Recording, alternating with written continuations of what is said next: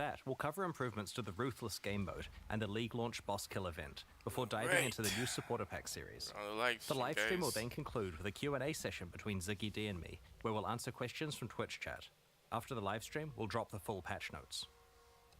Yeah, let's get started with a the bit trailer late for here. Path of Exile But here's Crucible. the trailer. Look at the chat. It's hype. Oh my god. Hail, one of many. Hail. Eons ago, my kind walked the molten surface of this world. Now, we seek a champion.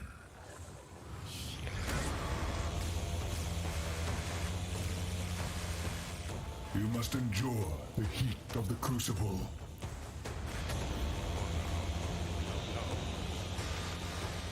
To forge weapons unlike any Rayclast has ever seen. I'm gonna pause my downloading. Take up the power of the Titans and bring obliteration.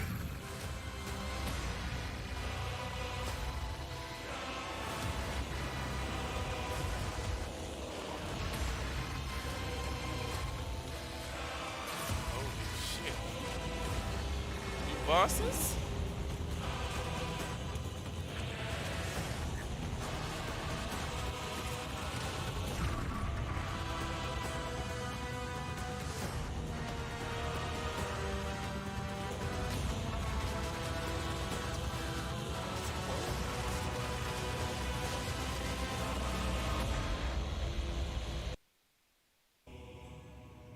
The best quality.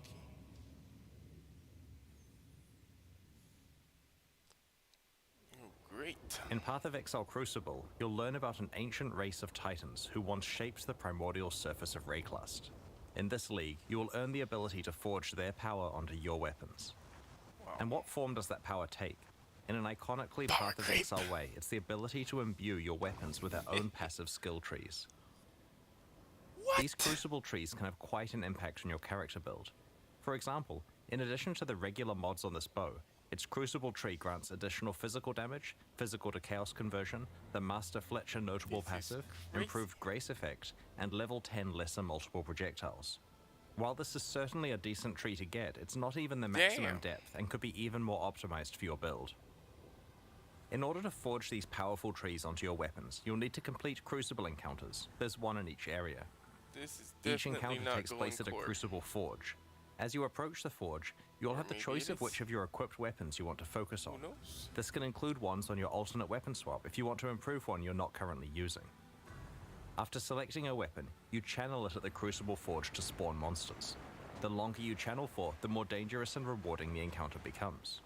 As you spawn additional monsters, they combine together to create larger and more fearsome foes that grant even more experience for your Crucible passive tree. Interesting. Being able to ramp up the difficulty of the encounters is a double-edged sword. While it gives you the opportunity to make rapid progress on your Crucible weapon crafting projects, it comes with significant risk to your character. It's easy to accidentally overwhelm yourself and make an encounter that is too dangerous. Channel carefully and adapt to what your character is capable of. When you first find a weapon, it doesn't have a Crucible tree unlocked. Channeling that weapon at Crucible encounters will unlock and reveal its tree, as well as allocating the first skill. That's not bad. You can only allocate one skill at each tree depth, so you'll need to decide which path through the tree is best for your build. Cool. As you get deeper into a tree, more and more experience is required to unlock skills. The final depths can take quite an investment and can only be found rarely on in-game items, but also have some of the most powerful properties. For example, this wand has 2 depth 5 skills to choose from. One of them allows all damage from your Freezing Pulse and Eye of Winter skills to poison, and the other allows various brands to be attached to your Summoned Reaper. There are many such modifiers to skills that will enable very interesting build combinations. In addition to all types of weapons, shields can also be empowered with their own Crucible trees. Here's a relatively simple low-level example. It gets a bit crazier as you approach the endgame. Okay, cool. Speaking of the endgame, in endgame Crucible encounters, you'll occasionally find igneous geodes, currency items that can be cracked open to reveal a primeval remnant. This is a map-like item that grants access to the Forge of the Titans, the culmination of your Crucible journey. These primeval remnants always generate as rare items. Half of their mods are upsides and half are downsides. The upsides generally increase the rewards of the area or add special crafting options. For example, causing monsters to drop divination cards or magmatic ore, a form of tradable itemized Crucible tree experience. The downsides are quite punitive compared to most endgame maps. Ideally, you want to find a primeval remnant that is really rewarding upsides alongside downsides you can handle. If you don't think you'll survive a visit to the Forge of the Titans, trade the remnant away to someone else and gamble on cracking open another geode. If you survive and manage to reach the end of the area, you'll find the aforementioned Forge, which allows you to merge Crucible trees on 2 items together. The way this process works is that you provide 2 items of the same class. For example, a pair of bows, a pair of shields, or a pair of one-hand axes. One of these items will be melted down and applied to the other, which will keep its regular properties. Their Crucible trees will be merged together in an unpredictable way, taking elements of each one.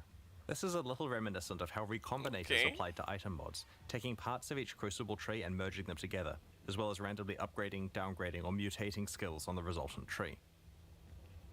While this process can create some really powerful trees if you get skills you wanted from both items, it can also completely wreck your precious trees, so take care choosing which you risk combining. Also, like recombinators, there are ways to manipulate the system to improve your odds at getting certain outcomes. For example, any skills that have been allocated are more likely to show up in the resultant Crucible tree.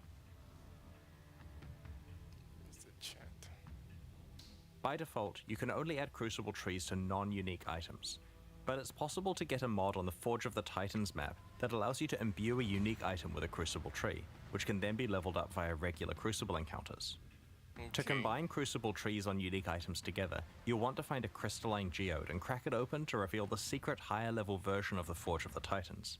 I probably shouldn't say too much about it, but it will let you do some interesting things with Crucible trees. There's an important thing to note about Crucible trees on unique weapons.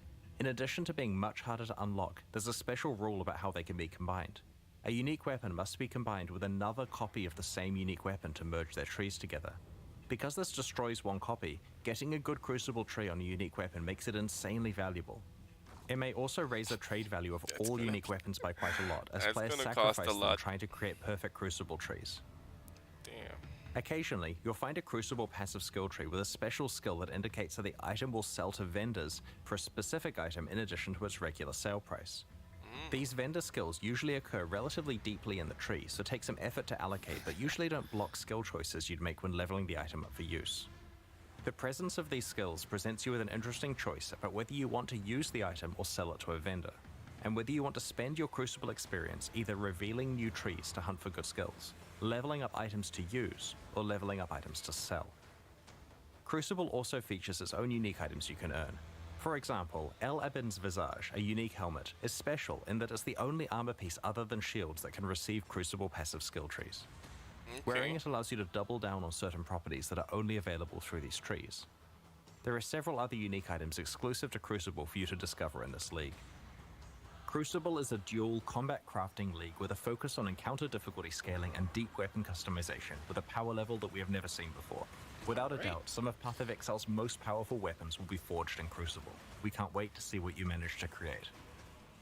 Like all recent Path of Exile expansions, Crucible includes a lot of changes with the goal of improving Path of Exile's endgame. It's a lot. One area we wanted to address was mobility on the Atlas passive tree. Often, you'll find yourself in a situation where you want to specialize in leagues that are on entirely different sides of the Atlas tree.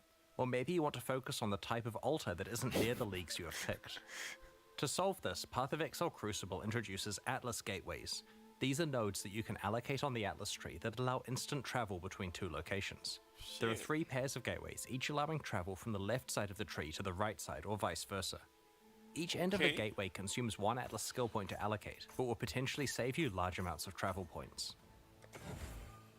Nice. Quality of life right there.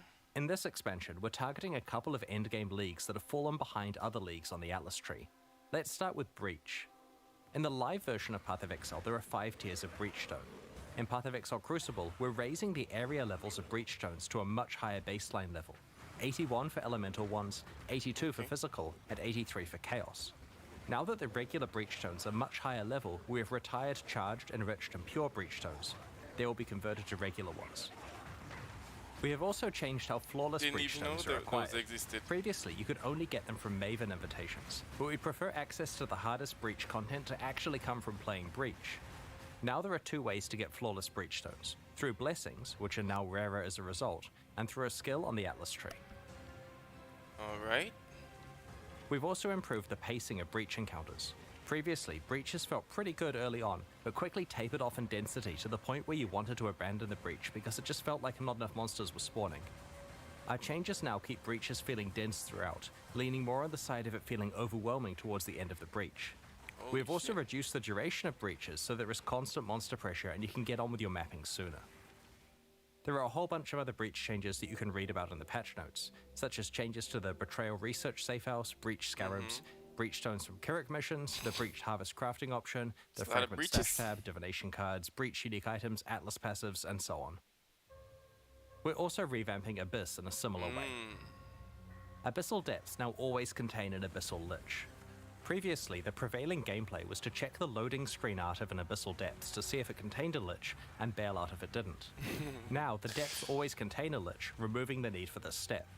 While the rate of encountering Abyssal Liches is unchanged, Abyssal Depths are rarer than before. However, Abysses now have a chance to spawn a Stygian Spire in place of their reward chest, which will drop all of the jewels and other items you'd normally receive, as well as a Stygian Vice.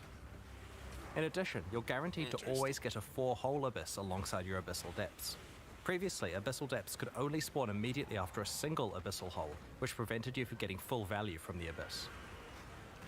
The Lightless Legion notable passive has been replaced with a new skill which grants Stygian Spires in your maps drop items with +1 to item level. This is intended to allow players to continue to be able to obtain item level 86 Stygian Vices and other base types as a reward for specializing in Abyss.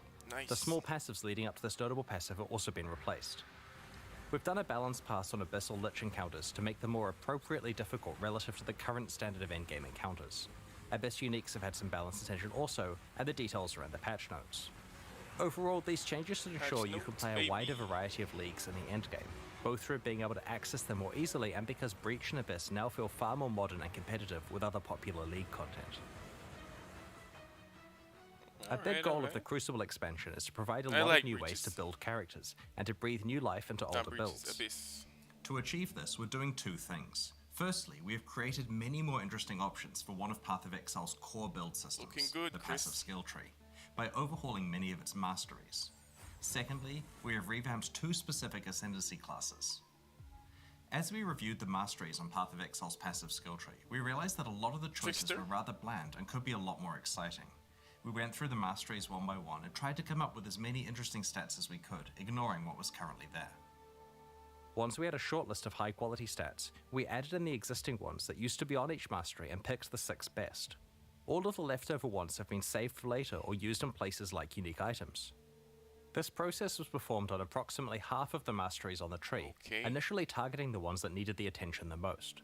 Previously, some masteries only had 4 options, so we've tried to increase as many as possible to 6 options. We've also added a couple of new mastery types that we felt were missing. Alright. Let's look at an example, the life mastery choices.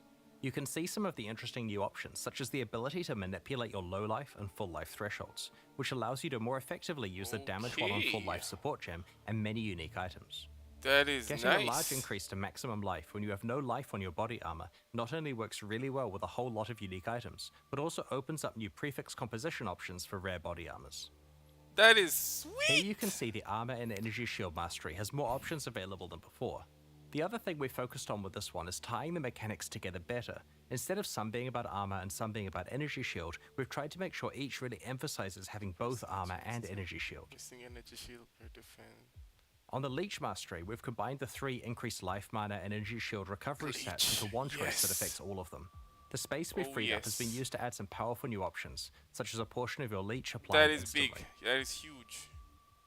The Spell Suppression Mastery also has many interesting options. Your chance to suppress spell damage becoming lucky is extremely useful before you've optimized your gear and haven't reached 100% yet. The third option rewards you for stacking more than 100% spell suppression, which previously had few benefits. Now it's something you can plan your itemization around. While looking at masteries, we noted that there were some mechanics that didn't have enough passive tree support, so we decided to add some more options and passive skill choices for those mechanics. We also wanted to grant more access to certain types of masteries in specific parts of the passive skill tree. For example, in order to allow more access to the attack mastery, we've added an attack cluster by the Templar and one between the Ranger and Shadow. We wanted to create more access to other forms of recovery such as regen and recoup, so we've added some new passive skill clusters. Note that there is now a new mastery called Recovery. We've also added more capacity for investment in certain mechanics that we felt could be improved, such as link skills, stun mitigation, and marks. These mastery improvements and passive tree changes are just some of the ones introduced in Path of Exile Crucible. We look forward to your feedback on the rest when you check out the passive skill tree next week. Alright then. While going through Ascendancy classes, we identified two that needed work, the Saboteur and the Pathfinder. Both have been significantly changed in Path of Exile Crucible. These changes reinforce their respective identities while adding some new options to build around. The Saboteur is definitely the Ascendancy class most aligned with traps and mines. They're gonna nerf but the old version of the Saboteur made it difficult to play anything but traps or mines. The new version has more builds available, including a whole new specialization, Triggers.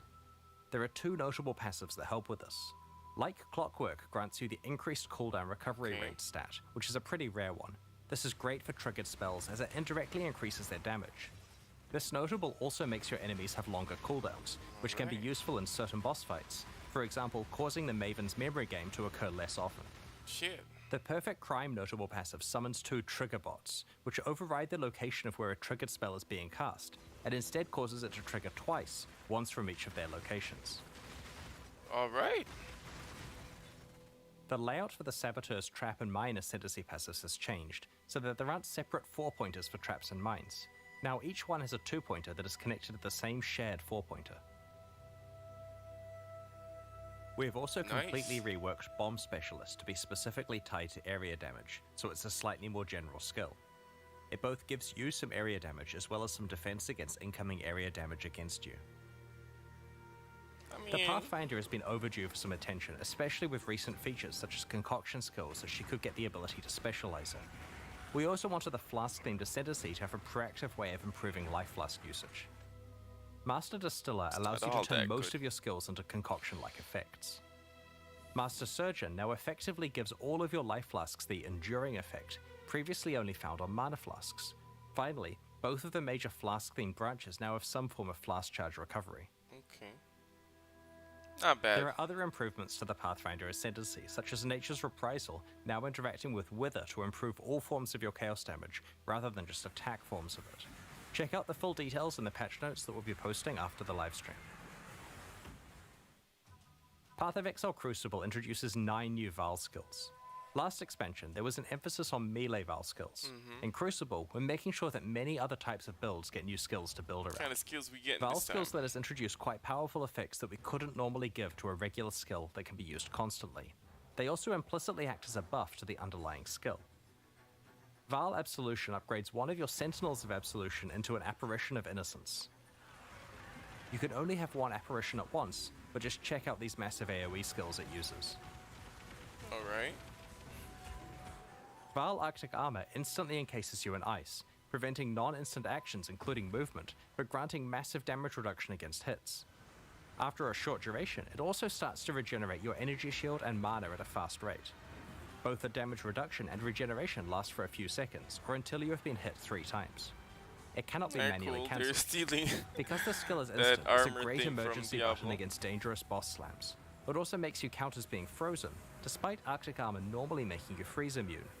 Having another way to self-freeze may be of interest to a few mad scientist build creators in the community.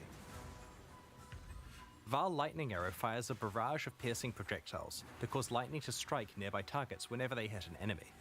After a short amount of time, or when they collide with terrain, their arrows randomly change direction and continue flying. This occurs a number of times before the arrows expire. Each arrow can hit the same target once per redirect. Because the arrows travel for a set time before redirecting, rather than a set distance, projectile speed modifiers affect the distance traveled. High projectile speed lets you clear out huge areas with them, while reducing your projectile speed increases the chance of them hitting the same target multiple times. With very low projectile speed, the skill can hit a single target 20 plus times. Val Reap conjures a ring of scythes that deal damage to all enemies in a circular area. The scythes leave behind a pool of blood that deals heavy physical damage over time to enemies standing in it, and for a short duration after they leave it. That looks nice. Val Reap instantly grants a large number of the blood charges used by normal Reap on use, as well as temporarily higher maximum blood charge capacity, substantially powering up the regular version of the skill. Path of Exile Crucible introduces 5 other Val skills we'll reveal over the next week: Val Animate Weapon, Val Domination, Val Ice Shot, Val Rejuvenation Totem, and Val Firestorm. This expansion also introduces more than 10 new unique items. There are 3 in particular I'd like to show you today. Man, this is a lot. Blood Price is a unique helmet that has a new effect, reserving enemy maximum life. This does exactly what it implies, causing nearby enemies to start at 92% maximum life. While this increases your clear speed against all enemies, it's especially useful against bosses. The helmet's drawback is that it reduces your maximum life, but provides decent life regeneration and block and stun recovery to counteract this.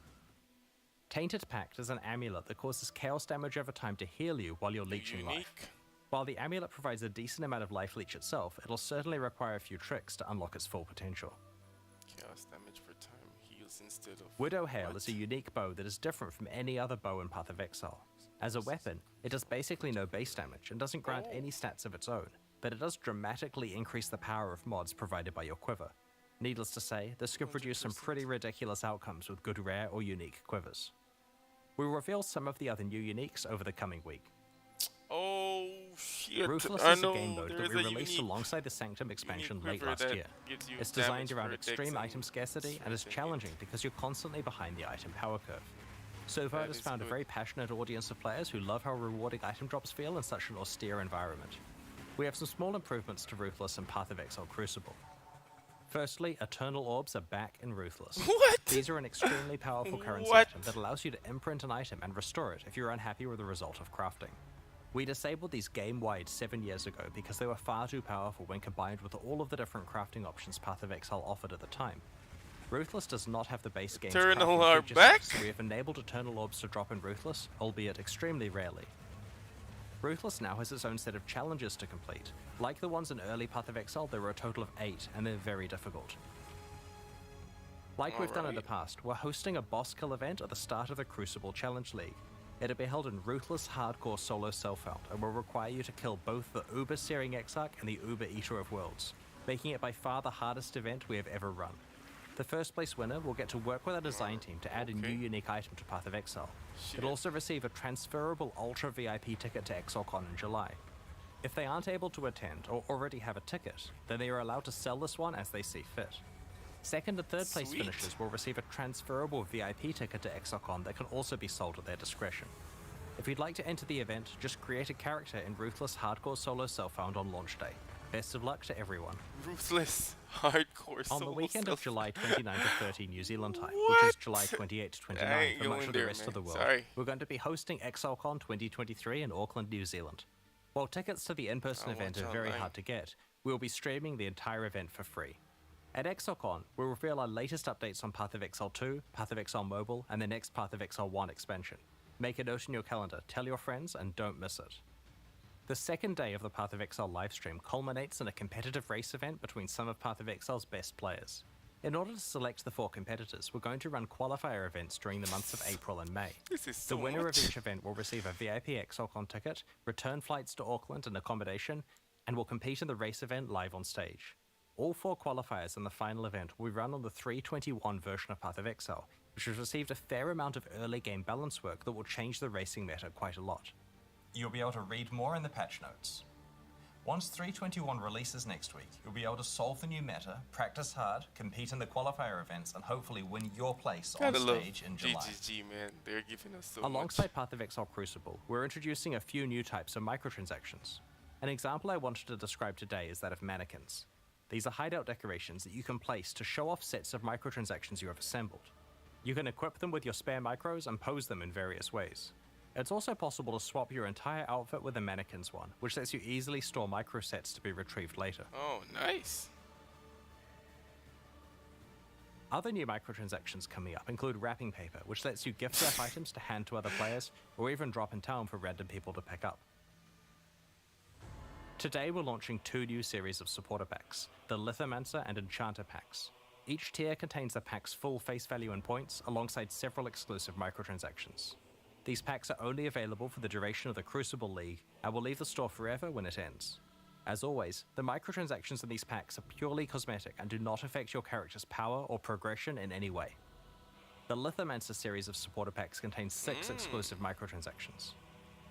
Is that a beer? The Tunnel Bear isn't just adorable, he will also take the place of the Crawler in Delves, lighting your so surroundings nice. and laying down cables. I need this beer. Apparently, this is what happens when your bear gets into a kilo of sulfite. Might explain what happened to Nico. It's such a nice The Ring beer. of the Demon Slayer attempts to exorcise rare and unique demons when you hit them. The souls of defeated demons are banished to the depths below. Interesting looking. The ancient stone of the Lithomancer's armor set crumbles when you take damage, revealing the crimson core inside. The stone reforms if you haven't taken damage recently. That looks cool. A sip from the ancestral granite flask causes a Kurui ancestor to appear and surround you in protective wards. What armor is that one? The ancestral like portal encases you in molten armor when you travel through it. Kalamoana, warrior. The summoned Kurui ancestor rallies you to battle and honestly seems to have an unhealthy obsession with combat. Go forth and conquer. Ever want to practice running away from volatiles? The gunpowder foot attachment straps explosives to your legs, dispersing lit gunpowder behind you. Be careful, you can only outrun it for so long before it catches up. The Enchanter Pack series also has 6 exclusive microtransactions. The Parrot of Exile pet parrots your exile. We'll just let it speak for itself. It would be wrong to do that here. Wrong. I need more mana. Drinking from the bottled storm Jade Flask encases you in a surging tornado, churning up the ground in your wake. If you stand perfectly still while wearing the enchanted armor set, it will attract butterflies to flutter around you. Be careful not to disturb them. Sick of high-fiving giant purple appendages? The Ritualist's Breach Ring visually transforms breaches you find into occult summoning circles. Okay. The Enchanter's crafting bench replaces the normal crafting bench in your hideout with a suite of tools fit for a master artisan. The various crafting stations burst into life as you use them. Looks nice. If you've ever wanted to remind your character who's really in charge, the Puppeteer's back attachment has you covered. It truly is the sinister presence pulling the strings. That also looks good. These new packs are available right now at pathofexile.com/purchase. Purchases like these directly fund the ongoing development of Path of Exile 1 and 2. Meanwhile, the Forge and Gemling packs leave the store forever at the launch of the Crucible League, so now's your last chance to purchase them. Thank you for your continued support. We're about to start the Q&A with Ziggy D. After that, we'll post the full patch notes for Path of Exile Crucible. As we approach release next week, our community team will post Crucible's challenges, information on how to update your item filters, more skill gem details, and information on how to prepare for Crucible's launch. On release weekend, we expect to launch the new Mystery Box and this season's Kerrick's Vault Pass, which can be purchased with points and has a new free track available.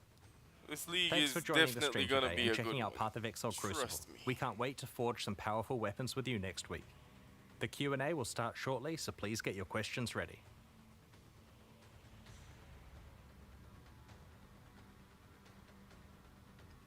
Yeah, Ziggy D, Q&A and all that stuff.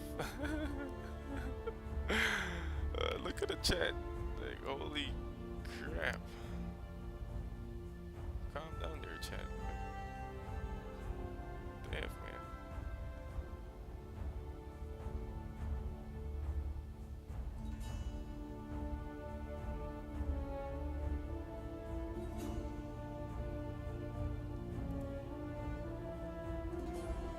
I think we should be getting some drops here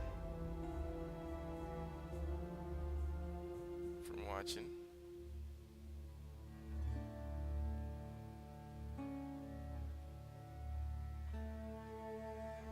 And let's see what's happening with Ziggy D and the Q&A. Didn't get any notifications about the loot yet. Them drops. Gonna get a free wing. I like free stuff.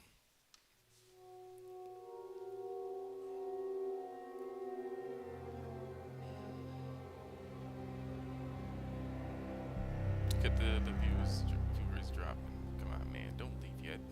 You're getting a free wing. Be tuning into the Twitch stream.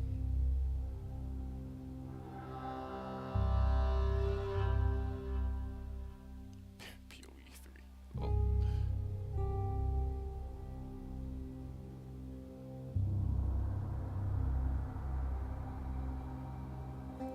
Hey, go back down.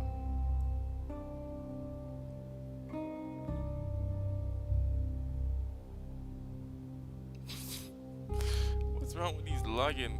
People are spamming login.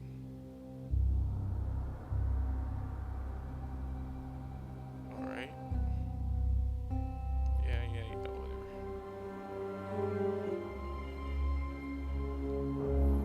We're getting new uniques. A whole new crafting system. Challenges that are only on solo self-found. Hardcore. Ruthless? Man. I don't know, man. I can't really compete with that. I'm not at that level. But you know what? We'll get there someday. I like that they changed up Saboteur a bit. I mean, we were really needing like a little update, but it could have been a bit better. I mean, they did give more options to like players that aren't really going traps and mines, but I mean, I guess traps and mines have been in a good spot for way too long, so they're just trying to get people out of playing traps and mines every week. I like mines though.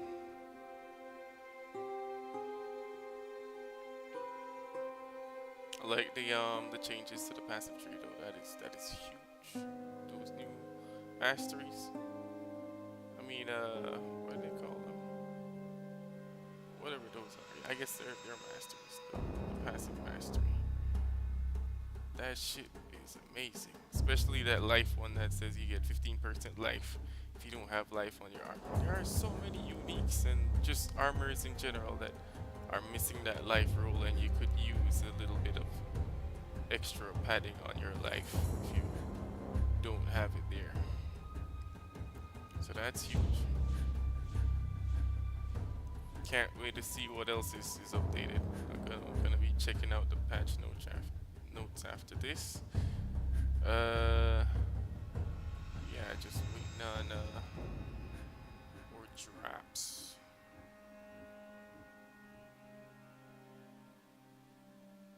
Lost Ark. Nope.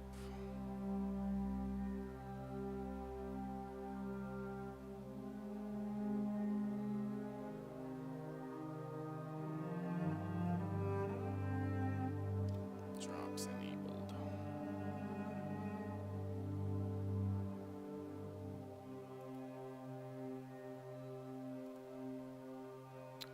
Yeah, in a minute now, Ziggy D, we're waiting. We don't have all day.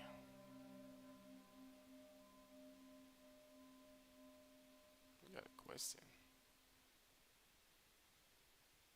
Wait a minute. They're answering questions now.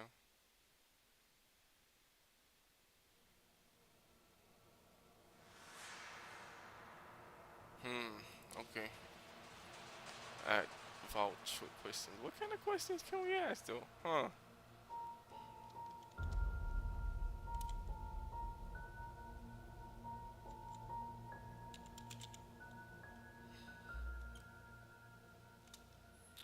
What kind of questions?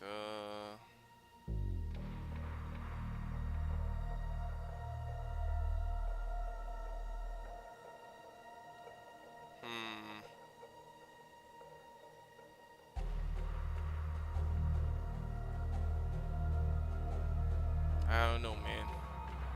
Can't think of any right now.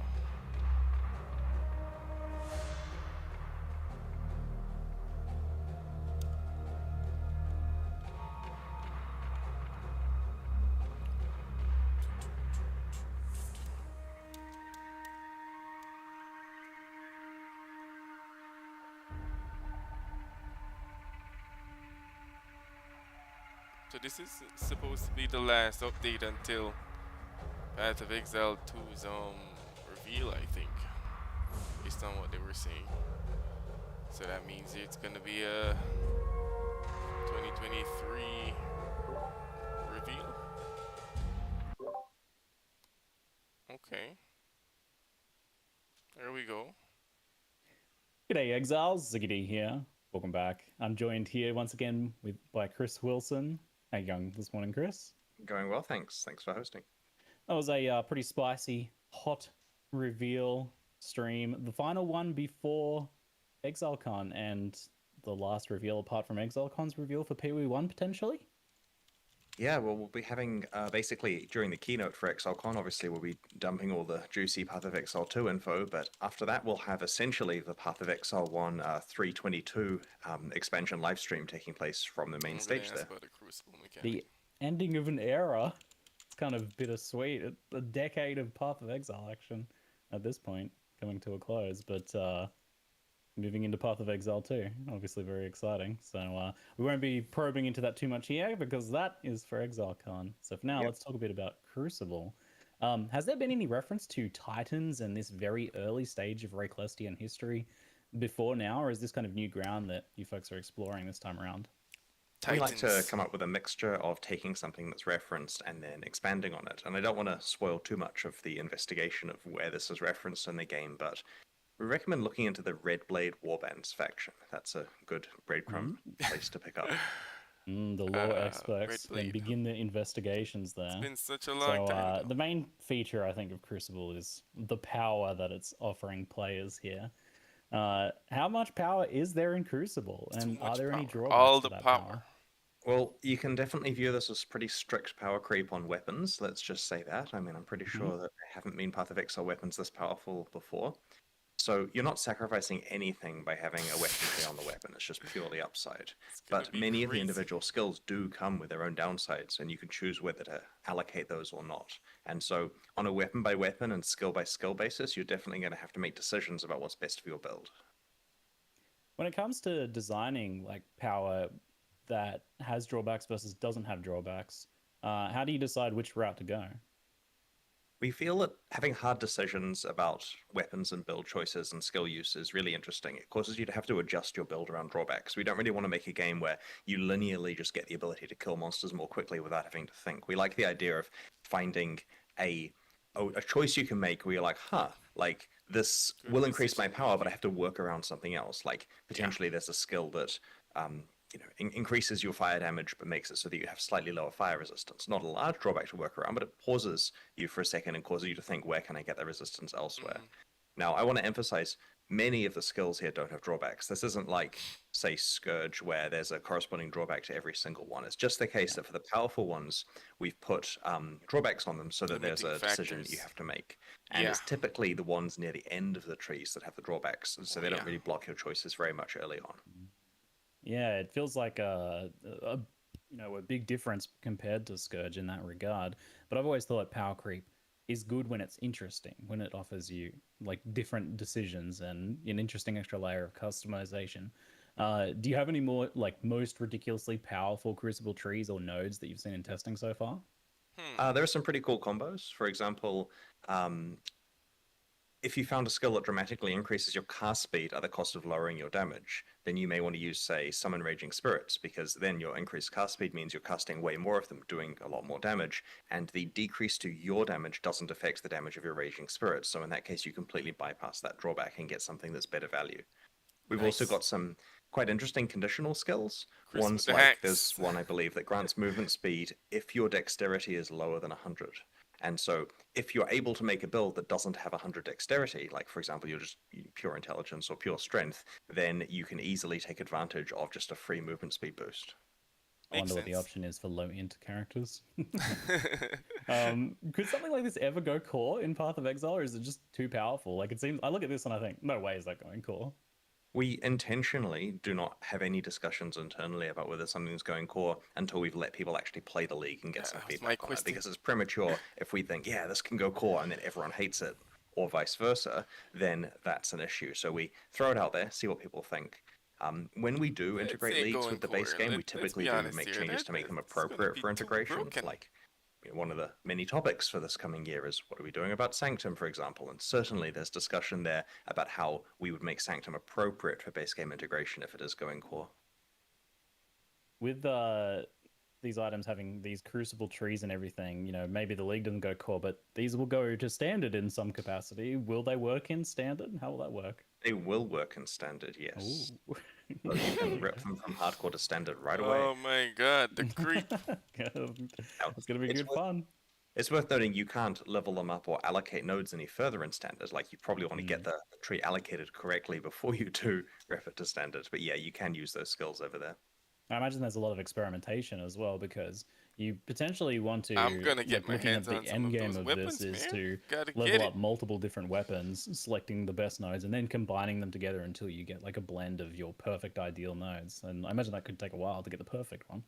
Certainly, yeah. There's a lot of cool stuff that can happen that we learned from recombinators. So there's quite a big grind to get perfect stuff. And then when you're looking at it on uniques, for example, the grind is even larger. Like, we're really excited to some extent about how the concept of, let's say you want to have a like Starforge or something that's got the best tree on it. How would you actually do that? And it requires quite a concerted effort from most of the community of online players to achieve that, but it's possible. Now, can you respec or change those Crucible node allocations? Yeah, if a skill has been allocated, like as in you've chosen the skill, you've got all the experience towards it, you're gaining the benefit from it and so on, then you can scour it with an orb of scouring. So that will unallocate that last node there. And then for the ones that you're working towards that you haven't allocated yet, you can instead retarget the effects, the efforts of the next Crucible encounter you do towards a different node. And I wish I had a graph up so I could demonstrate it. But essentially, if I'm halfway through leveling up to one of the two choices I have at a certain intersection, and I instead want to work towards the other one, I can just freely swap across. And once it's allocated, I have to use a scour to undo it and get that experience back. Excellent, that makes sense. The nodes available on that was a two-handed good weapons, question I just thought about right there. Weapons? Sorry. Yeah. Yeah, oh, sorry, I was just doing a quick dev check to make sure I wasn't making stuff up. Yeah, nodes on two-handed weapons are more powerful than one-handed weapons. You could think of it as, broadly speaking, if you have a two-handed weapon, you're getting the same rough power that you would from having a one-handed weapon dual-wielded or with a shield. Certainly makes sense, and that kind of like feeds into the next question. Like, quivers aren't craftable because a bow is a two-hander and gets that power level, I assume. Correct. Yeah, we had the choice there of, do we want a bow to be balanced like a one-hand weapon or balanced like a two-hand weapon? And we thought, well, probably balance it like a two-hand weapon and just ignore quivers. It means that we can double down on having powerful bow effects, and players only have to, in that case, with the craft a tree on one item. Did you ever feel like maybe we should give a special exemption to face breakers and similar items that have you not equip a weapon? It's been discussed, but we don't want to have a philosophy that every Path of Exile league must work on literally 100% of builds to its fullest potential, because that really constrains us to really water down leagues. So in a case here where a facebreaker character potentially just doesn't get a boost like the other characters do, I mean, they can still play just like they could last league. It's that they're not getting to enjoy the the main hand weapon damage they're getting from this. They can obviously still craft a shield or various unique items. Yeah. Now, Crucible's like these passives specific to weapon types. I assume bows and melee weapons will have different nodes because they want different things. But what about like swords compared to axes, or minion ones compared to non-minion ones? Yeah, so essentially weapon types do have mod restrictions. So the examples you give are reasonable. The bows and melee weapons have different ones. Minion ones, caster ones, bows all have their own special passives. I believe in Path of Exile there isn't a lot of direct difference between swords and axes that would cause there to be many skill differences here, so those ones are very similar, but we have tried to make sure it's all sensible. You're not going to get stuff on a weapon that's irrelevant to that weapon. Great. Will that unique Crucible helmet, the Elabin's Visage, just have a mixture of everything, or how does that work? That one gets shield ones. Oh, okay. So shield probably, I assume, then has a more defensive oriented. Yeah, I believe that it gets shield ones, but it can't give you like static local block and various other bits and pieces that wouldn't work very well. Dev check. Now, on unique items, once you add a Crucible tree to a unique item in the Primeval Remnant map, can you progress the tree and unlock nodes in regular Crucible content encounter, or do you have to keep doing the maps? You can unlock nodes the regular way. So basically, doing that map, if you get the mod on it that enables you to put a Crucible tree on a unique, and I should add that's a moderately common mod, but certainly requires you to get lucky and get it, then you've kind of unlocked the ability for that unique to then have a tree that's explorable. At that point, you can then just go back to regular content in your regular endgame maps and level it up. It's only when you need to get a second copy of that unique unlocked and or do combining that you need to go back to the Primeval Remnant maps. Got the stuff. Now, viewers are always looking for clever ways around the system. I saw one that was if you take a item that already has a Crucible tree and chance it into a unique, does that bypass the Primeval map requirement? Or are you locked from doing that? It does. Oh, okay, there you go. Oh my god, hacks! Any solution here that involves more gambling from the players is happy with us. Okay. Now we have some chat questions on these topics as well. So, Crucible interaction with mirrored and corrupted items. Can you do anything with those, or are they locked out? Okay, so there's some fun stuff you can do in the higher tier version of the endgame map, the one that's really hard to get. And an example here, and we don't want to spoil too much, but an example, I believe, is that there is a mod which enables you to use... Is it a mod or a basic property? Div check. A mod on the map item. Right, a mod on the map item that enables you to interact with corrupted items, for example. And so there are exceptions that you can bypass. I still believe you cannot do anything with mirrored items, right? No, but if you mirror an item that copies the tree. Yeah, so mirroring an item does copy the tree, but once you've got the item mirrored, it's unmodifiable. Got my question answered. Okay, will you, this is a question I think for Ruthless. Will you be able to imprint Crucible trees? Yes, I don't see why not. Alright, cool. Will Dancing Dervish benefit from the passive tree while the item is disabled? This is kind of feeds into questions like about energy blades and things like that as well, where you've got weird contextual changes in how a weapon is used and classified. We certainly had bugs related to putting energy blades in the Crucible. That was a fun time. Always. Always. Energy blades doesn't work when I forgot to do it. We'll have to look into it. I mean, I'm certain the QA team have gone through everything and fixed it all, but that wasn't percolated up to me. But we'll make sure the sensible outcome applies. Talking now about trade a bit, how will trading items with Crucible trees work? Will you be able to search for nodes on the trade site? We are trying to get that functionality, but it's worth noting the way that this works is the trade site is put together by one of our staff members who's very busy, and he only gets the copy of the league to go and do the trade site stuff like yesterday kind of situation. So he has a week to get Crucible support working, and so we're working on it.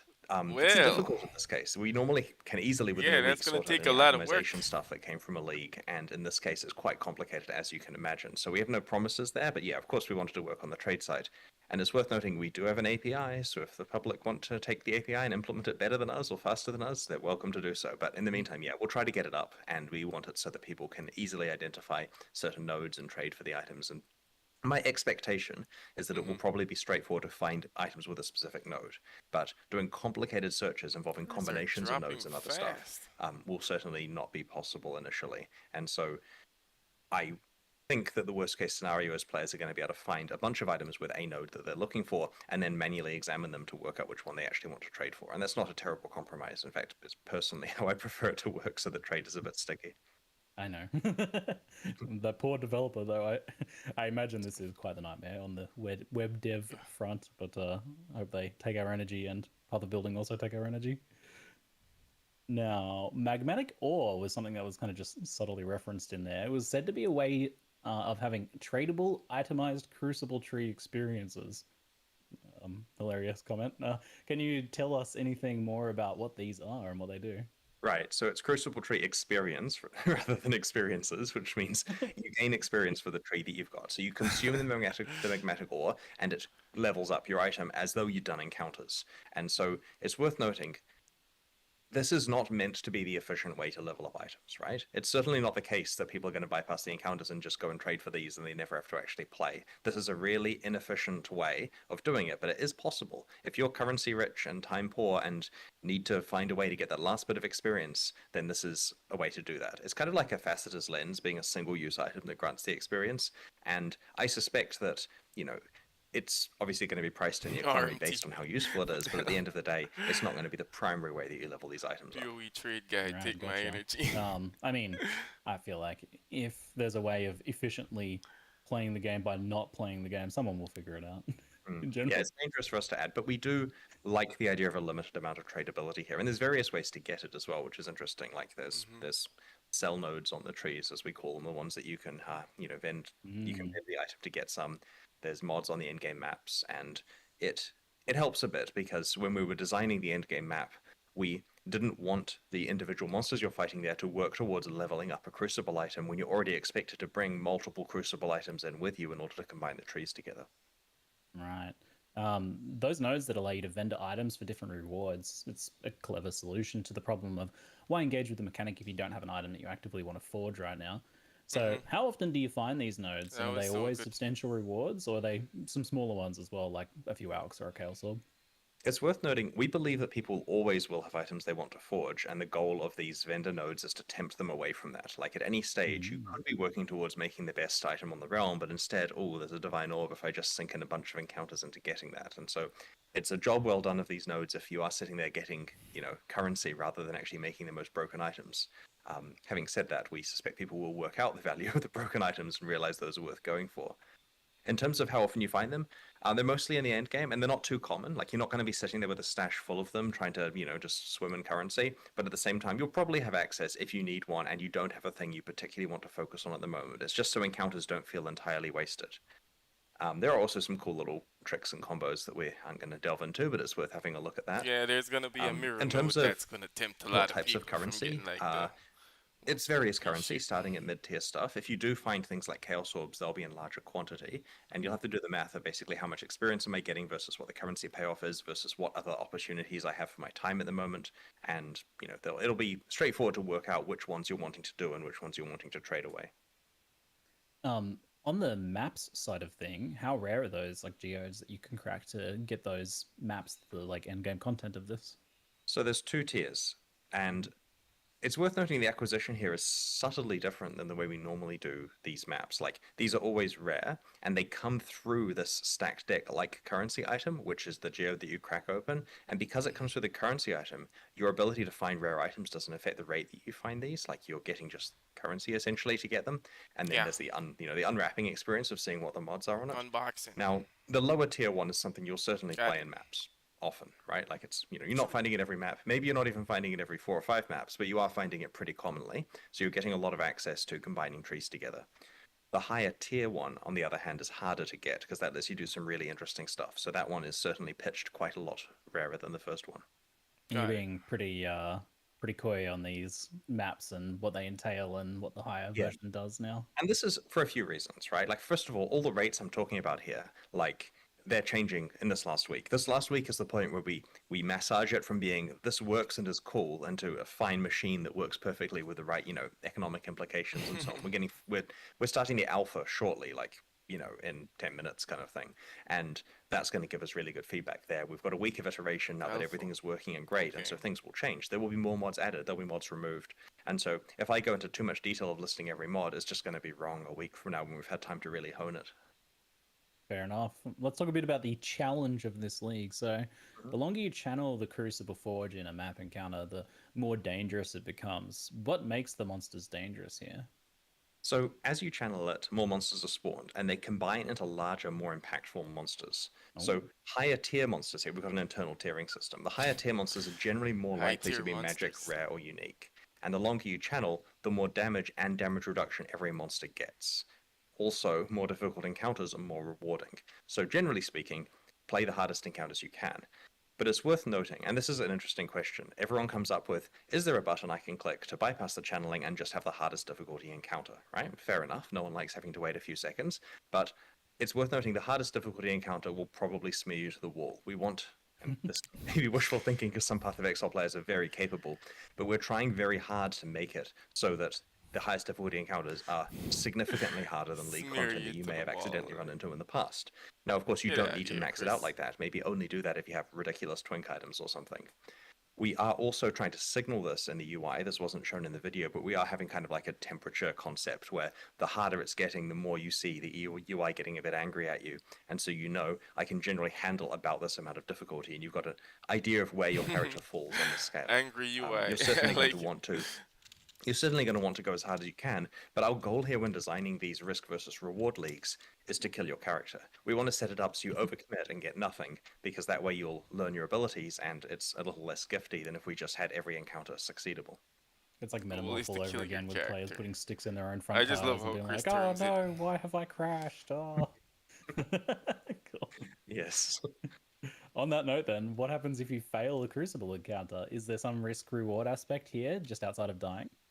You only get the Crucible tree experience if you complete the encounter, but your item is not at risk. We went moderately safe with that. So essentially, if you make an encounter that's too hard, you might lose experience on your main character or lose your hardcore character or something if you die. But realistically, the only thing you're practically missing out on is finishing the encounter to get the experience. Not sure what I'm going to play this league. I noticed on the Primeval Remnant map teaser, there was a mod, players cannot suppress spell damage. I know the intention is to make these maps very challenging, but how do you approach making monsters harder versus disabling aspects of builds or hampering the player when it comes to designing difficulty? So the mods on the maps are meant to be very dangerous. Like, we picked mods here that are like Expedition Remnants almost. Like, we want something that's very challenging. But you get fewer of them than on a regular map because half of them are upsides. So 6 modded map here has 3 upsides, 3 downsides. And the downside ones, some of them will raise the difficulty of the monsters, usually by a bunch, and some of them will hamper your build's defenses or potentially make your build not work in the map. But it's worth noting that stuff like spell suppression is more of a hampering your defenses than saying you can't kill monsters. So certainly going into a no spell suppression map when you rely on it takes away one of your defensive attributes, like be careful about that, but it's not necessarily completely breaking it for you. You're going to have to make decisions about which to play. And we strongly prefer that way of designing it. If we have to make it so that every map is playable on every character without really imposing any difficulty, then it just becomes a bit of mush. And so, in this case, you will occasionally open a geode, look forward to doing the map, and realize it's better for your friend to do it, and maybe you'll trade with one that you can do. And if you're playing an SSF and don't have the ability to trade, then you just have to make decisions about whether you run it or don't run it as the other option, or run it carefully, or make another character and play that character in that map to get value from it, and so on and so on. All right. I always have to ask, party play, how does it work in Crucible? So it fully works in a party. Everyone gets experience. Ooh. Basically, you must channel an item at the encounter at least a little bit to be rewarded for it. So there's the molten circle, as you've seen, and basically the players step inside and you choose an item and channel it. And all the channeling makes the encounter harder and more rewarding and so on. And as long as you've contributed at least a second of channeling or whatever, you're going to be taking part in it. Once anyone who is channeled steps outside of the molten ring, a countdown starts which will trigger the encounter. And it's worth noting that throughout maps, that means you can fully engage with these without any problem or loss. Like, sure, maybe, some annoying party member will make the encounter way too hard for everyone, but they have the ability to do that elsewhere in the game too. It's funny. End game maps, each map only allows the map owner to use its crafting benches. So 1 geode equals 1 map equals 1 craft. You can bring your friends, they can get stuff from it, but they can't use that craft unless they contributed the map. Some more questions from chat. How does item level and map tier affect Crucible? Can I quarry farm item level 86 weapons, they ask? All right. Dev check. Low-level areas have way more Crucible experience. So low-level areas give quite a lot less Crucible experience. There's an exponential curve on that to encourage you. Like, if you're playing somewhere 10 levels under you, you're certainly going to have a much better time just doing it in the maps that you're playing. Any other aspects that are worth mentioning? Item level affects how much experience are required to level up. That's true. So the item level does affect experience costs for hitting certain skills. And Makes of course, sense. I believe that certain skills are gated behind certain levels as well, right? You really do want to be playing higher level stuff. Like, maybe there's some niche place where you can get access to a certain skill and it isn't too expensive to get it and you can quarry farm more efficiently, but you're kind of wasting your time doing that compared to just playing the maps that... In an old version of Path of Exile, where map scarcity was more of a thing, like in, say, Ruthless, where it's actually hard to play maps because it economically destroys you to play too many, then fair enough, quarry farming might be a more reasonable strategy. But I think that in contemporary mainline Path of Exile, you're wasting your time if you're spending too long in the quarry here. Now, the mobs that you spawn with the channeling of the Crucible, are these different to normal mobs, or are they enhanced versions of regular mobs? And either way, are they something that you can turn into a Spectre, for example? Summoner players would like to know. There's a few questions there. So they are actually themed around the properties of the item, which is interesting. Like, there's a light relation between what you've got on the item you're channeling. This is some subtlety here, but They are special, and in general for these leagues, we try to draw monsters from the pool that are in the area, or at least, the models of those monsters, just for memory reasons and so on. Is there anything else that's special about these monsters here, aside from the fact that they're quite a lot harder if you make the encounter hard? Yeah, they have new skills. And they are... They have Yeah, new so all skills. Spectrable, all have new skills. There is essentially a separate set of Crucible monsters. None of that is what I expected. I actually personally underestimated how important new monsters are for league design. Like, we've done a lot of these leagues, like 38 or 39, and if you sat me in a room alone without any other devs and got me to list what goes into a league, I'd forget new monsters. But a lot of people here realize it's critical to have it so the texture of the moment-to-moment combat with monsters does feel different than the rest of the game in a league, and so that's been quite interesting. That's something that it honestly took me a lot of years of development of Path of Exile before I realized how important that was. You said the modifiers on the item affect what monsters spawn. That's such a clever, nuanced tree modifiers, like okay, the tree that you're leveling up. Cool. You'll see what we mean. It's not a big deal. It's just cute. I mean, that's what I mean. Like, that's really cute. Like, it's a cute detail, a nuance that I wouldn't have expected. Neat. I know we're rushed to make these expansions in the cycle time we have, but we do get time to finish the details. And interestingly, this cycle has been 17 weeks, so we've had a few extra weeks to get it right. And yeah, I don't mean to prematurely curse anything, but we're actually looking at a pretty good place quality-wise. Like, the number of issues we have open in our tracker and the stress on the team is significantly lower than it has been at various points. Like, I think yesterday, when we're at the point where we would in the past have had 250 open issues, we're at like 87 by my count. And so, I'm not seeing overtime being done outside of a little bit of preparation for the live stream the last few evenings. And so that's looking pretty good. I think that, like the Incursion launch, we're going to be hitting it with a bit of time to spare and make sure everything's right now with good. the questions. That's excellent to hear. And details like that, nuances like that as well. I think they really add to the flavor of it. This weapon that you've been working on for a while is going to feel different to craft than a different weapon in a subtle way that you might not even put your finger on. And that's quite cool. So let's move on to a league revamps topic now. So the Breach revamp, I feel, is actually a really clever way of dealing with the issue of old content bloat, or of the game being too overwhelming for new players. Revamp older content, shift it up to a higher level where it's discovered later and less likely to overwhelm those newer players. Now, was this the intention here, or just a happy side effect? It's a happy side effect, but one that we definitely acknowledge. So the basic way that the Breach revamp happened was we started by saying, man, there are a lot of splinters in Breach, and it feels crap to click on every splinter, and they kind of are worthless because you're working towards a Breach Stone when you pick up a bunch of them, and that Breach Stone is going to be lower level than you are right now. You're not going to care about that Breach Stone. You're going to want to upgrade it multiple times before you can run it. So how do we fix this? We thought, wouldn't it be cool if splinters were rarer, so they're impactful and there's less clicks, and they actually led to something immediately good? And so we realized, oh look, let's take Breach Stones and just bump them up a bunch of levels and basically make Breach Stones themselves valuable. Because in their current form, it's based around an old version of Path of Exile. And then we realized we can just remove 3 tiers of Breach Stones in this case, and we just cascaded the chain of tidy-ups from there until eventually Breach is pitched at way more impactful, tighter than before, higher power level, more valuable splinters, and that's where we ended up. Will you still have to do things like click Breach hands in the thick of combat and pick up those kind of scattered drops afterwards? Yes, you do. And we think that clicking chests during the hectic combat with the chests vanish at the end is actually part of the fun of Breach.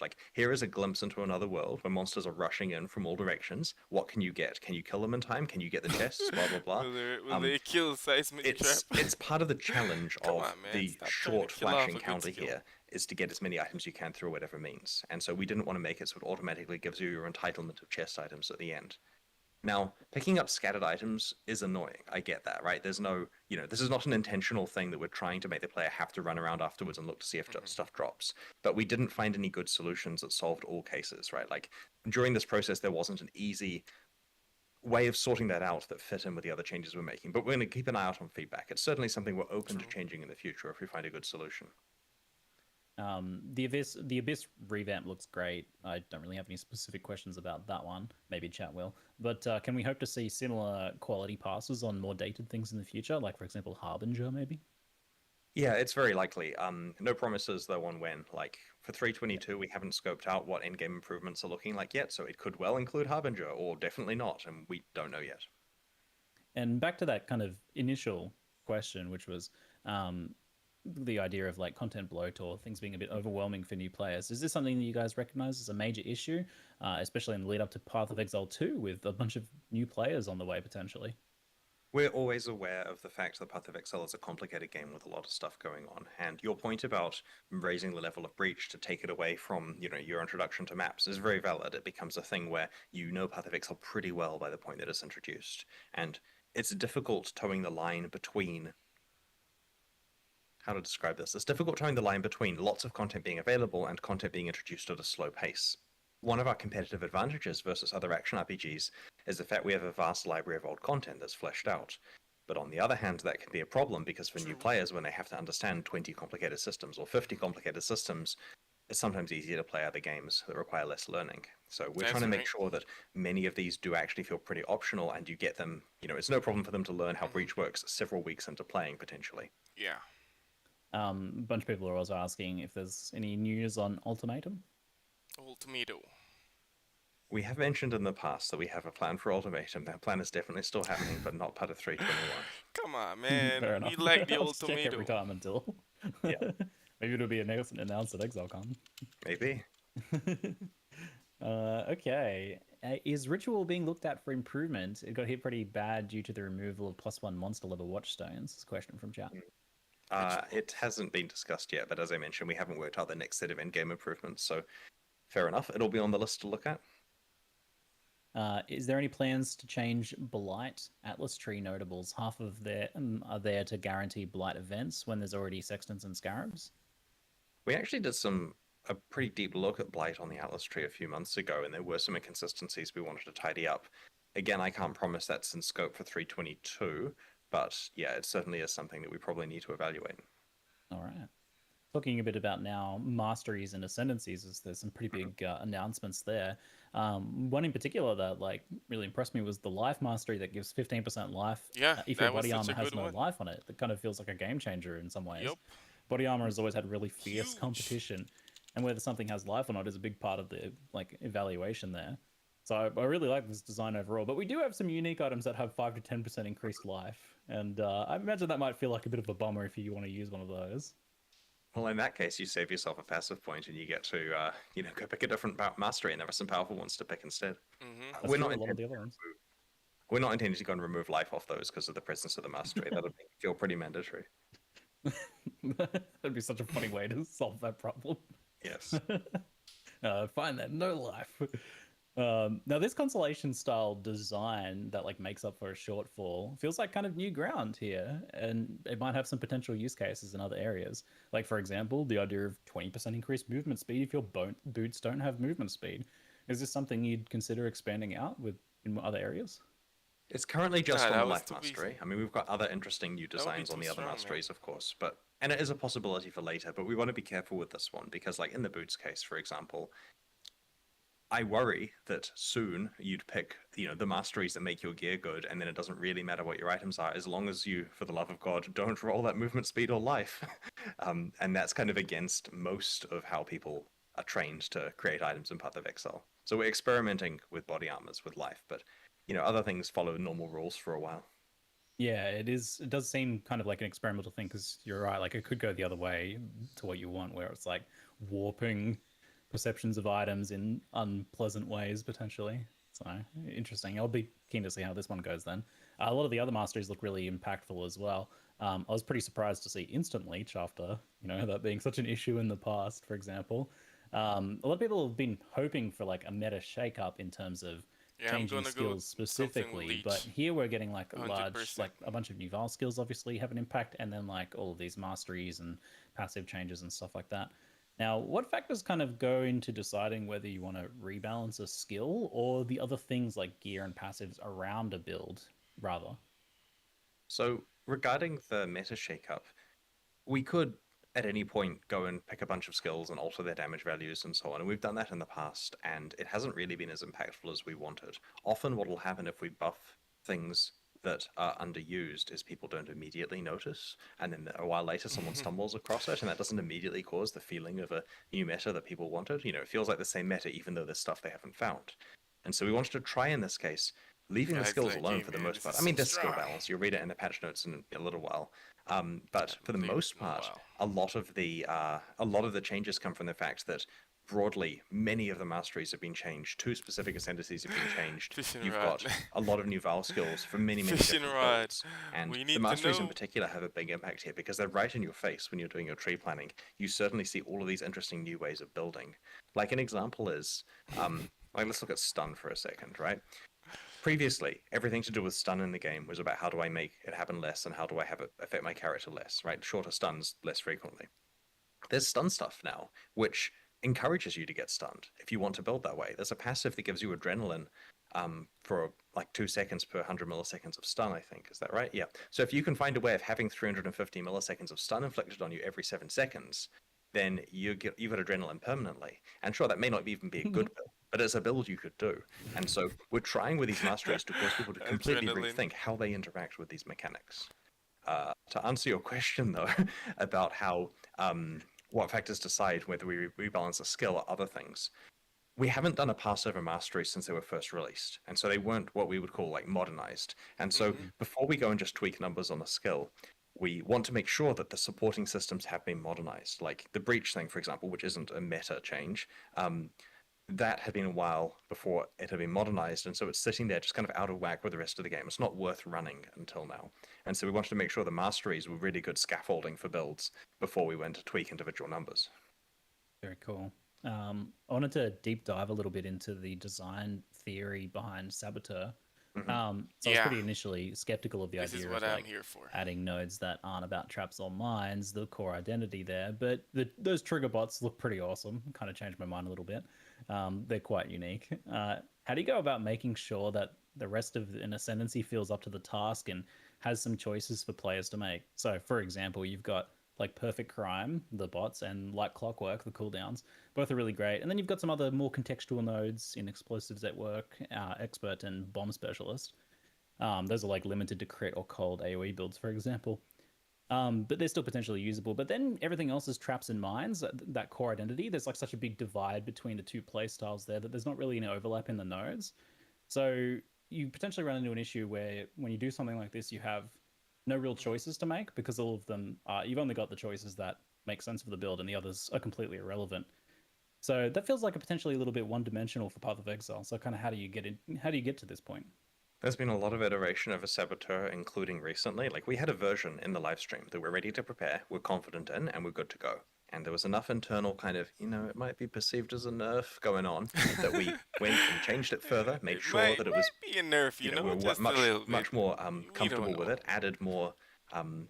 Did we add entire nodes to it, or we literally added a node to it to make sure that there was more choice and that it worked better?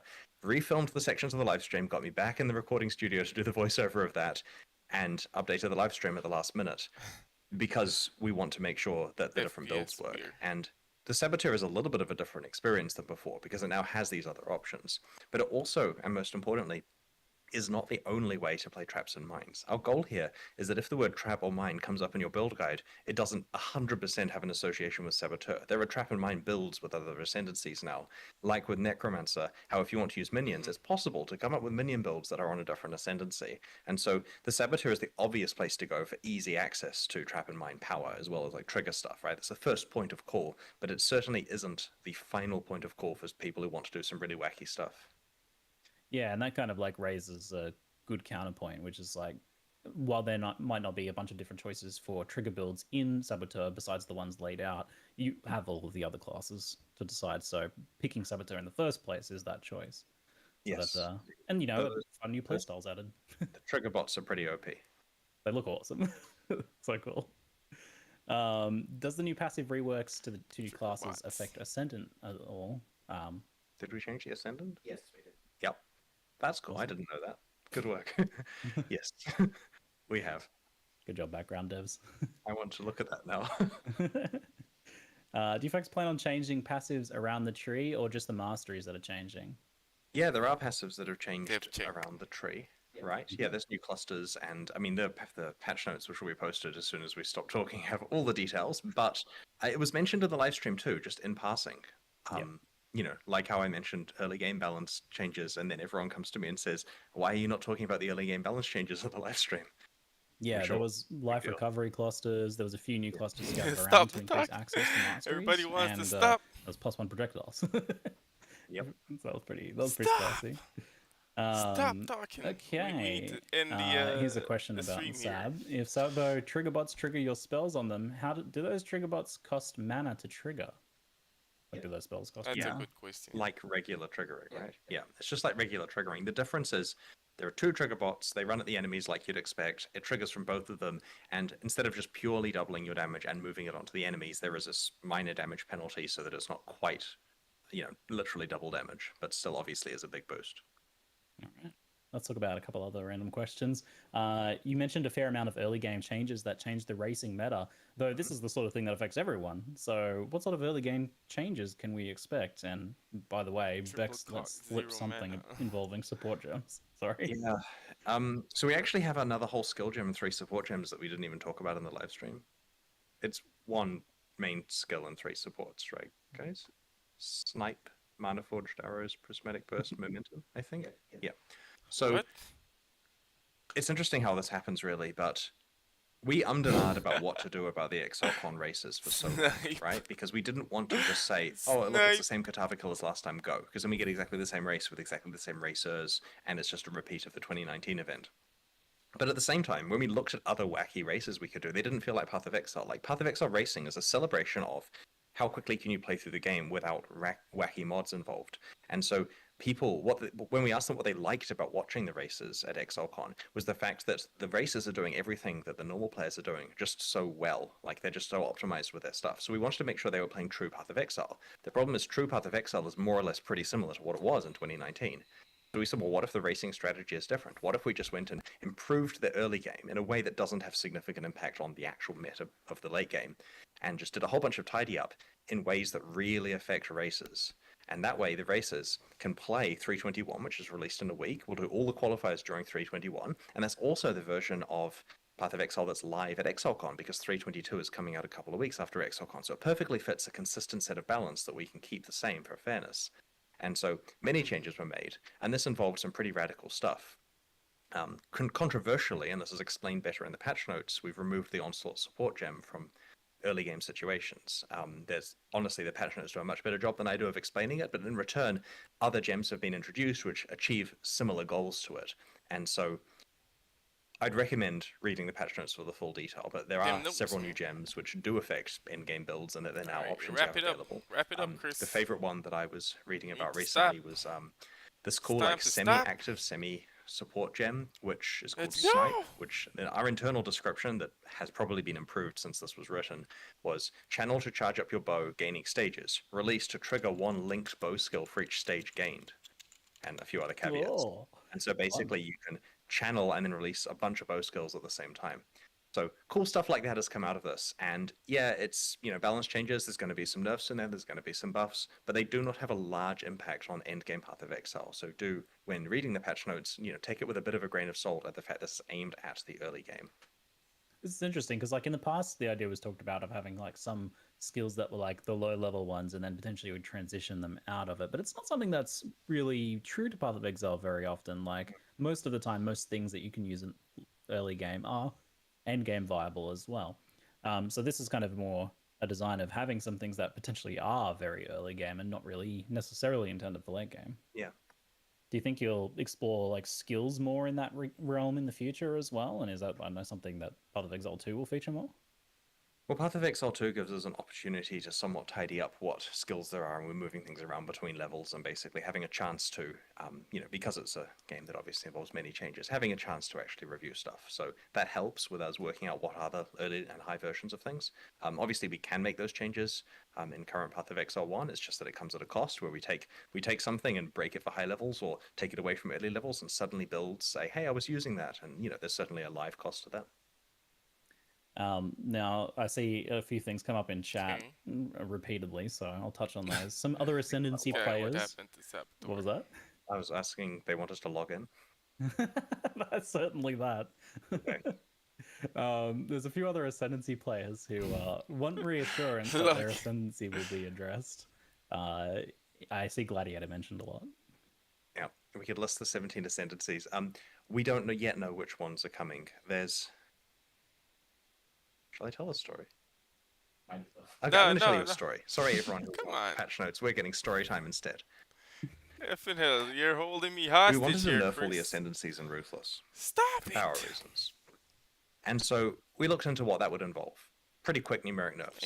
And while doing so, we came up with a whole bunch of new interesting stats. And we said, okay, well, we cannot release these stats in just Ruthless, right? Because that would be crazy. The community who already have low patience for any Ruthless stuff that we do would certainly find it unfair that we gave Ruthless a bunch of new interesting tools alongside a pile of nerfs. So we said, why don't we change all the ascendancies in the core game to use these new stats as well? Not nerfing them, just making them like we've done with the Pathfinder and the Saboteur here. And so we started on that. And the plan was to do about half the ascendancies in 321, and then also do all the Ruthless ones at the same time, figuring that's fair because there's enough stuff given to the base game. Unfortunately, we didn't get it to a state where it would actually be releasable. Many of those ascendancies were going well, but they weren't quite finished. You know, the internal feedback was to the point where it felt a little bit like a nerf in some cases, or it felt too much like a buff, or we weren't quite there, and we obviously can't release it unless we've had time. So then we had a situation where we're really happy with the Pathfinder and Saboteur. They're going great. And all the Ruthless ones are sitting there with new stats on them. And so we intentionally undid all the Ruthless changes there to stop there being an outcry, and so that we get more time to sit on it and work out what we're doing in the base game. And so the intention is that we do have stockpiled a large number of ascendancy changes from when we get time to do it properly, which hopefully will include many in 322. And we just have to work out politically what we do with said Ruthless changes, because I would love to release them. I mean, they're not quite ready. Like, I'm not saying we want permission to put them in 321, but we're at some stage likely to debut that set of stuff, because we do feel the power level of ascendancies and Ruthless is too high relative to items. And so, long story short, in answer to the question of when do the other ascendancy classes get some love, the love is half done. And so, yeah, it's coming. It's half done. The political intricacies at play here.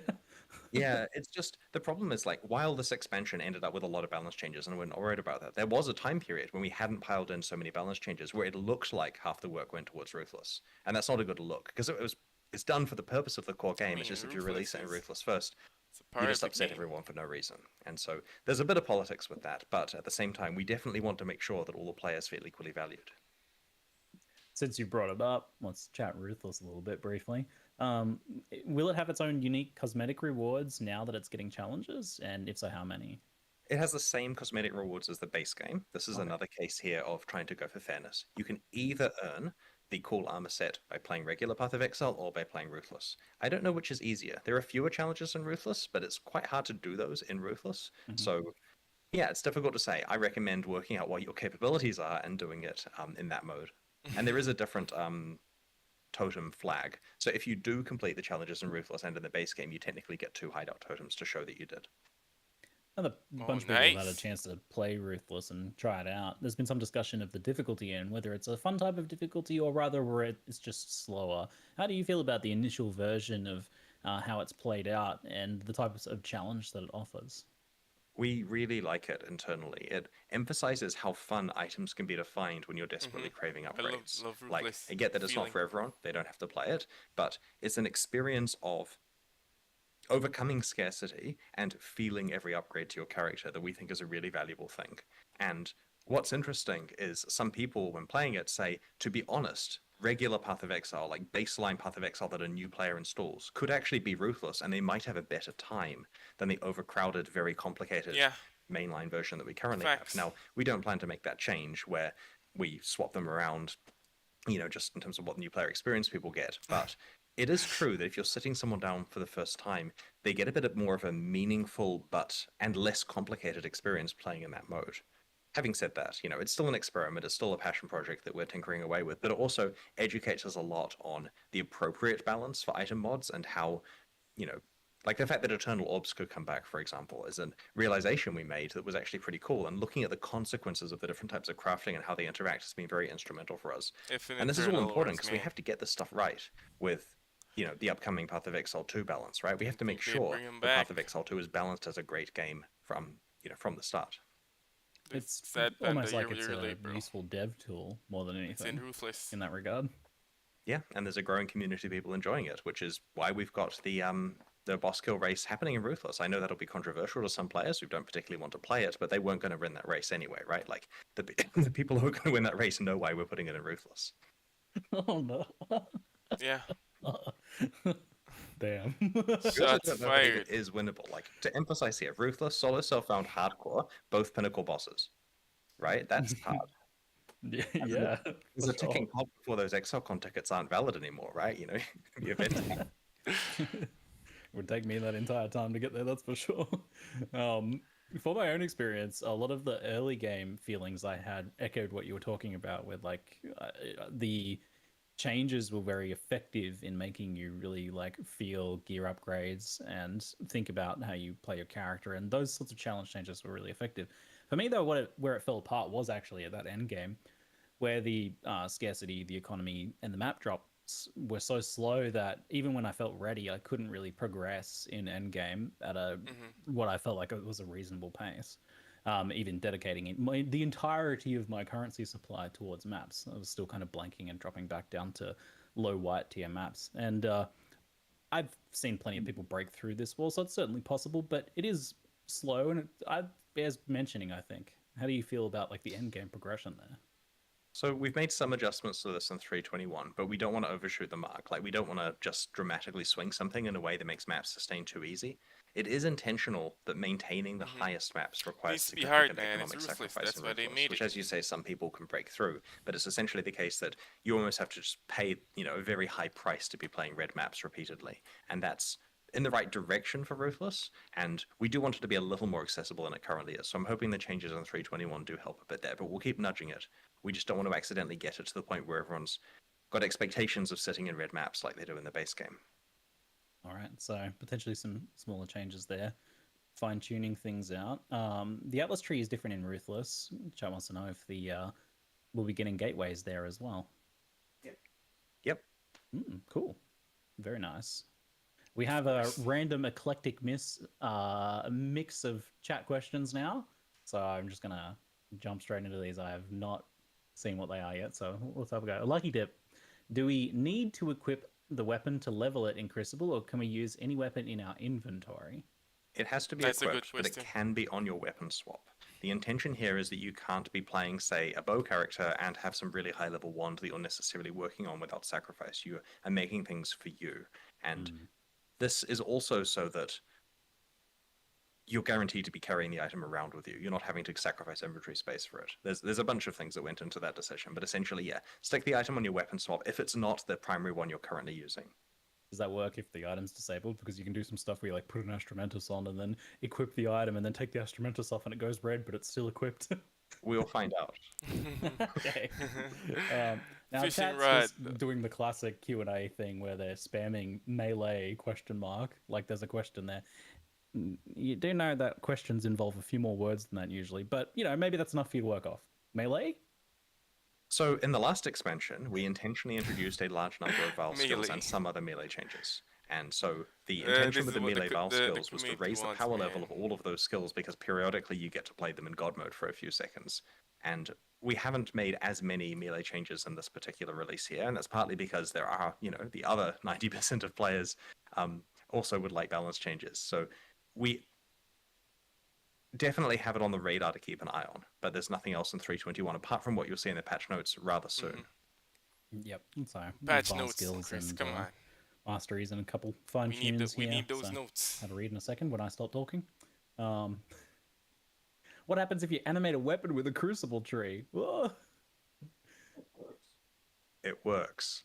Oh, the new Do you expect level. less from Path of Exile? No, I expected it to work, actually.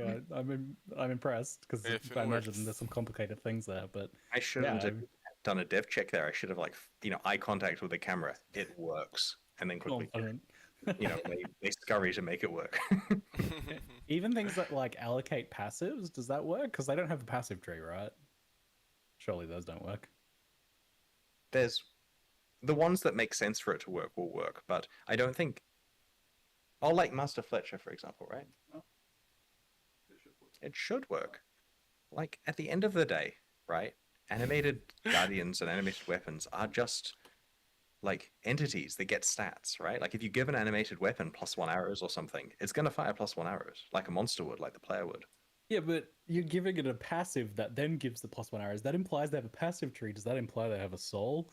Oh, it's technically that we're not giving it the passive. We're giving it the stat and we're calling it the passive. But we're getting into like internals here. We are getting.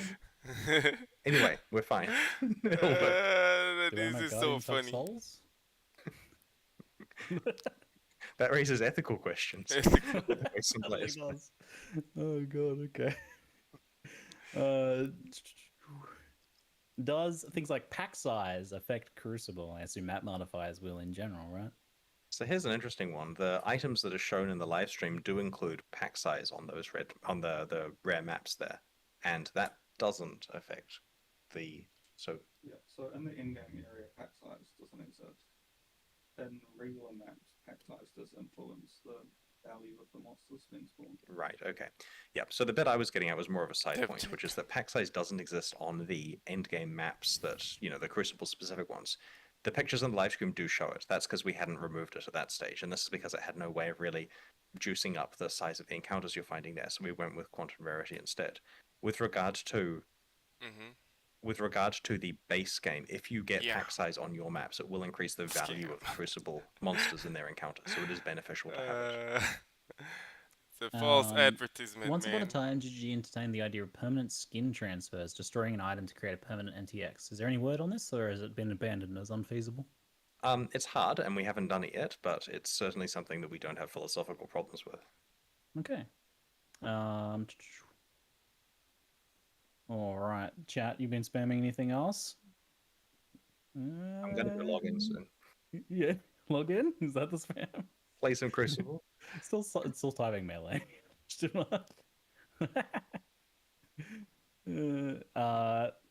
Any changes planned for expedition gear? What's next with Ward? I'm unaware of any changes planned for expedition gear at the moment. I mean, at this stage, it's pretty much a matter of they can read the patch notes in a couple of minutes, and that will answer, and Control F Ward, right? And otherwise, keep posting feedback about what stuff you'd like to see changes to, and we'll look into it for the upcoming expansions. Perfect. Well, let's make that 1 minute. People want to know if fishing rods love Crucible trees, Chris? I'm not going to answer that. Come on, Chris. Right? Perfect. Don't do this to us. Come on. All right. Thank you very much for your time, Chris. Effing hell. No! All right. See you fun folks later. Bye-bye. Oh, man. I wanted to know. We're gonna have to find a fishing rod, boys. Alright, so that was it.